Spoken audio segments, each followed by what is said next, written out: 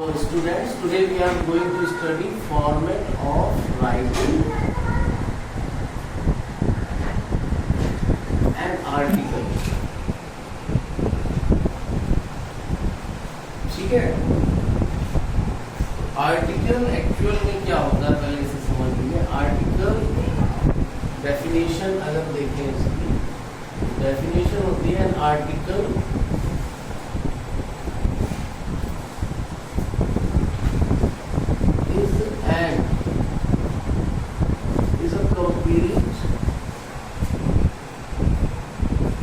information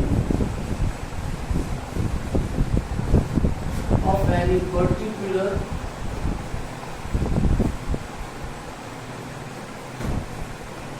problem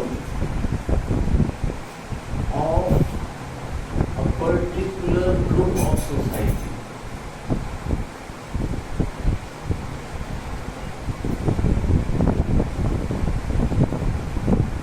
For example, whenever example हम writing article होता है वो मेनली किस चीज पे लिखे जाते हैं। जैसे आपने आर्टिकल पढ़ा होगा पॉल्यूशन पे, तो पॉल्यूशन हर देश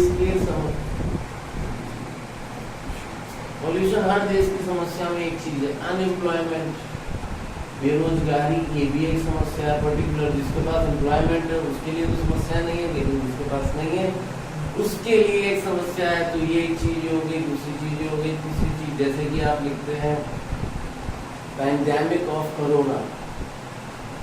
पैंडेमिक ऑफ कोरोना, अब इस पे एक आर्टिकल जैसे कि इस साल बहुत इम्पोर्टेंट है, आ सकता है बिफोर, पहले से कोरोना के पहले का वर्ड कैसा था, आफ्टर कोरोना के बाद का वर्ड कैसा। तो ये चीज हो गई डेफिनेशन। इसको हम सीखेंगे कि इसको हम लिखते कैसे। तो चलिए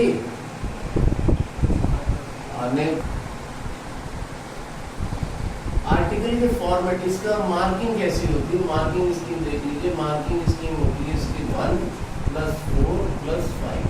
तो ये जो 1 मार्क होता है रिप्रेजेंट करता है फॉर्मेट। 2 मार्क जो होते हैं, सॉरी सेकेंड नंबर पे आता है 4 मार्क, ये रिप्रेजेंट करता है किसको, कंटेंट को। यानी कि कंटेंट क्या होता है, whatever you are writing, जो भी कुछ आप लिख रहे होते हैं, either it is based on the given topic or not। मान लीजिए जो आपको दिया गया है उसी पे आप लिख रहे हैं, या आप अपनी चीजों को अदला बदली कर दे रहे हैं। मतलब कुछ आपको समझ में नहीं, आप दिया कुछ और है और लिख कुछ और आप रहे हैं, ये चीज आपको देखनी है। और जो 5 मार्क्स होते हैं, ये मार्क्स हैं सारे 1, 4 और 5, ठीक है। तो जो ये 5 मार्क्स होते हैं ये किसके लिए आता है, 5 मार्क्स होता है फ्लुएंसी के लिए। फ्लुएंसी में आपकी 2 चीजें चेक होती है, स्पेलिंग और ग्रामेटिकल मिस्टेक्स। तो अब यहीं पे आप समझ लीजिए कि आर्टिकल प्रेजेंट में लिखा जाता है। जो भी प्रेजेंट भी यूज कर सकते हैं, पास्ट भी यूज कर सकते हैं, फ्यूचर भी, तीनों ही टेंस हम यूज कर सकते हैं। इसके अलावा हम कंडीशनल सेंटेंस भी यहाँ लगाते हैं कि अगर ऐसा होता तो ये हो जाता, अगर हमने ऐसा किया होता तो ऐसा हो जाता। इस तरह की भी सिचुएशन हम यूज कर सकते हैं। अब मार्क रिलेशन कैसे होता है, इसमें तो कंटेंट ये डिपेंड करता है एग्जामिनर को, ठीक है। मार्किंग स्कीम के हिसाब से अगर वो पर्टिकुलर कुछ शब्द दिए होते हैं, अगर आपने उसका यूज किया तो कंटेंट में तो आपको नंबर फुल मिल जाता है। बट स्पेलिंग और ग्रामेटिकल मिस्टेक हर गलती के लिए -1/2, और शुरू की 4 गलतियां आपको छोड़ दी जाती हैं। यानी कि हर 4 तक गलतियां हैं तो एक भी मार्क डिटेक्ट नहीं होगा, लेकिन 4 से जैसे ही 5 हुई आपके 2.5 नंबर हो जाएंगे। तब तक कोई दिक्कत नहीं, 4 तक अगर है तो 4 तक कोई समस्या नहीं आती है। जैसे ही आपके नंबर गलत हुए तो आपके 2.5 नंबर, यानी मैक्सिमम हम इसमें 4 नंबर तक काट सकते हैं, हमें 1 नंबर देना ही पड़ता है। अगर आपको इसमें 1 नंबर मिल रहा है तो डेफिनेटली इसमें भी 1 मिलेगा और फॉर्मेट में भी 1 मिलेगा, यानी 10 नंबर के क्वेश्चन में आप गेन कर पाओगे 3। इसलिए ध्यान रखिएगा कि जब आप ये लिखने जा रहे हैं, अब आर्टिकल का फॉर्मेट ये उतर गया है, ये जब उतर जाए तो मुझे बताइए।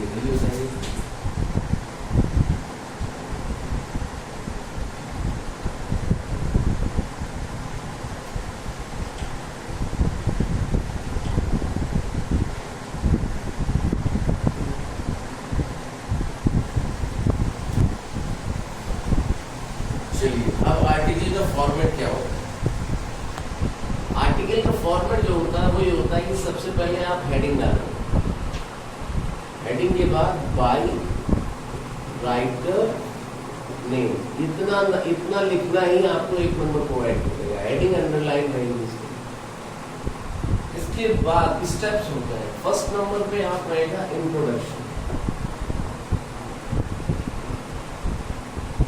इंट्रोडक्शन में आप बताओगे what is your topic, what is your topic. For example अगर आप education system, new education system जो आया है उसकी बात करोगे, ओल्ड एजुकेशन सिस्टम की बात करोगे, तो आप बताओगे education system is most important part of our human life because without education not any man will be become, not any man or woman will be become a civilized man or woman. So that's why education is essential for each and every person present on this particular planet. ये हो गया what is your topic। दूसरे number पे use statistics। Statistics means data which have been provided in the question में data provide किया रहता है, उसे आपको यूज करना, उससे आपको आर्टिकल में आप स्टैटिस्टिक्स दे लोगे। जैसे कि आप ये बता सकते हो कि इंडिया में इतना अनएम्प्लॉयमेंट क्यों है। एजुकेशन सिस्टम के कारण अनएम्प्लॉयमेंट है। अनएम्प्लॉयमेंट का कारण ये है इंडिया में मार्केट तो बहुत तगड़ा है बट और लेबर भी चीप है। और लेबर चीप होने के साथ साथ समस्या ये है कि लेबर कैसा है यहाँ पे, अनस्किल्ड है। दूसरा, यहाँ पर जो लेबर लॉ है वो बहुत एक्सट्रीम है। जैसे कि अगर कोई कंपनी, एक रूल बता दे रहा हूँ, ये रूल आपको दिया रहेगा कि कोई कंपनी अगर 100 एम्प्लॉयज़ को एक साथ बाहर निकालना चाहती है तो उसे गवर्नमेंट से परमिशन लेनी पड़ेगी और गवर्नमेंट से परमिशन लेने में उसे 100 साल लग जाएंगे। दूसरे शब्दों में उसे गवर्नमेंट से परमिशन नहीं मिलेगी। तो इस वजह से कोई भी विदेशी कंपनी यहाँ पर आके अपना सेटअप नहीं लगाना चाहती है। दैट्स वाई एजुकेशन लेवल हमारा जो वो है, क्या कहते हैं, अनएम्प्लॉयमेंट रेट बहुत है। तीसरा, लैक ऑफ वर्कशिप। जैसे वर्कशिप होता है वैसे ही वर्कशिप होता है, यानी काम करने की इच्छा ना होना। यहाँ हम केवल पढ़ाई किस लिए करते हैं, फॉर गेटिंग जॉब।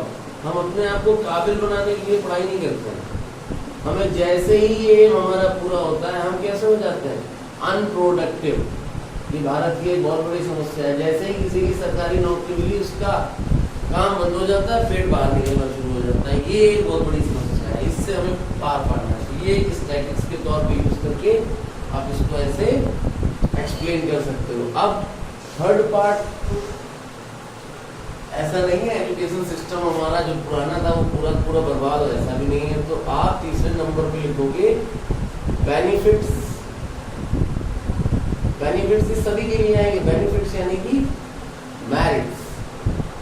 अब इसमें एक चीज याद रखिएगा कि कुछ चीजें कैसी होती है जिनको अनडिफेंडेबल होती है। अनडिफेंडेबल जैसे कि मान लीजिए आप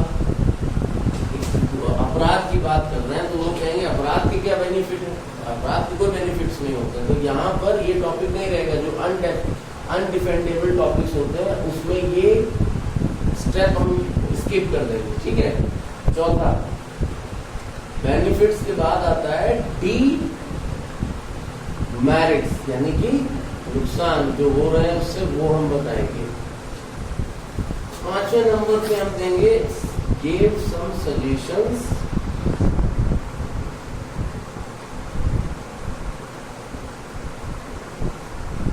टू दी related authorities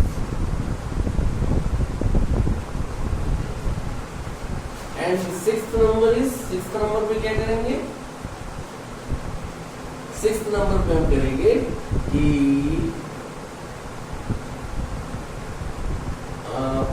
हम इसका कंक्लूजन देंगे विद अ पॉजिटिव होप, यानी कि हम ये कहते हुए खत्म करेंगे कि जो भी समस्या आज हम फेस कर रहे हैं वो आगे आने वाले 5 सालों में खत्म हो जाएगी। So that is the format